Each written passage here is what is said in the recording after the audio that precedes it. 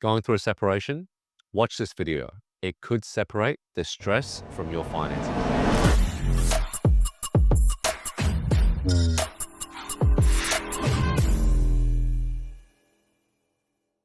Guys, this might be one of the toughest parts of your life with your partner, going through a separation.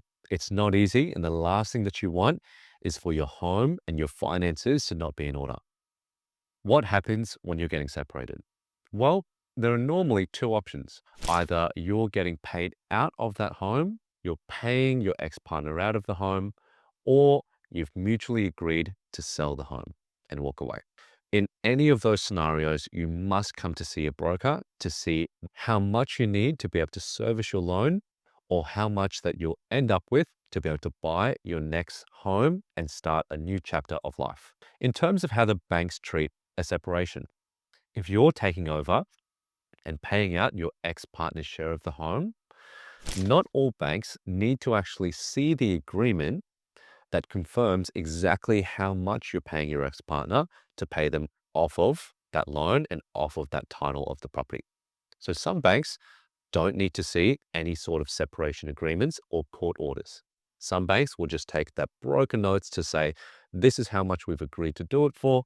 As long as the bank has that transfer agreement that confirms that it's going from two people's names to one person's name, that's all they need to confirm that you'll be taking over that property. Now, a couple of things to be aware of when you are going through a separation and you are buying out your ex-partner. You will, in most likely, you will need to get a full valuation on your property. So someone will need to go out there to inspect the property to make sure that it's worth a certain amount to be able to make sure that that loan is able to work inside of the equity that you have in your home. And that's because it's a private sale, it's a private agreement when you're buying out your ex-partner of that home. The second thing, highly recommended, even if you don't need to do a separation agreement for the bank to see, highly recommend that you still get one done because you need a separation agreement to actually get a waiver on your stamp duty when you're buying out your ex-partner. So because it's a purchase of that person's percentage of the property, normally you need to pay that half of the stamp duty as well. If you've got a court order, a separation agreement, you can have a waiver, but please speak to your solicitor about if you'll be eligible for this. The third thing is you want to make sure that you get a really good solicitor.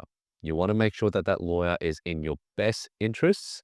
You want to make sure that you have, in that difficult time, in that difficult period of your life, an A team behind you. That's a great broker, a great lawyer, and make sure that they're working with you and with your time frame to make sure that that difficult process in your life is just that little bit easier. And finally, for the fourth one, if it is the absolute worst case and your ex-partner is not helping you with your joint commitments, any sort of joint loans, home loans, car loans, always, always, always go see your lender, go see your bank early. Make sure that you explain the situation, you put the repayments on hold so that you're not defaulting and so that the banks aren't coming after you and affecting your credit score.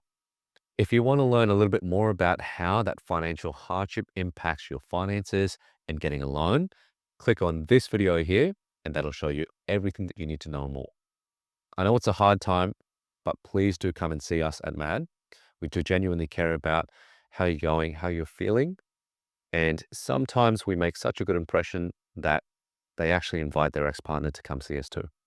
And so if you'd like to be helped and if you're going through a hard time, please do reach out to MAD and we'd love to help you out.